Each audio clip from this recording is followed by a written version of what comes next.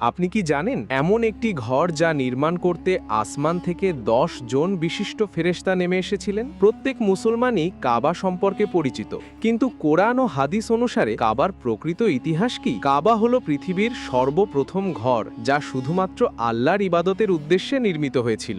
বলা হয় এর প্রথম ভিত্তি স্থাপন করেছিলেন ফেরেশতারা। এরপর যখন আল্লাহ তাআলা নবী ইব্রাহিম আলাইহিসসালামকে কাবা পুনর্নির্মাণের নির্দেশ দেন, তখন এই পবিত্র কাজে ফেরেশতাদের সাহায্যও অন্তর্ভুক্ত ছিল।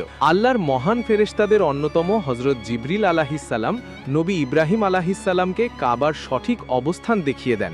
হাদিসে উল্লেখ আছে তিনি আকাশ থেকে মেঘের রূপে অবতরণ করে সেই স্থান নির্দেশ করেছিলেন। এরপর নবী ইব্রাহিম আলাইহিসসালাম এবং তার পুত্র নবী ইসমাইল আলাইহিসসালাম একত্রে পাথর দিয়ে কাবা নির্মাণ শুরু করেন। এই সময় হযরত জিবরিল আলাইহিসসালাম প্রতিটি ধাপে তাদের সঠিক নির্দেশনা দিতে থাকেন। আসমান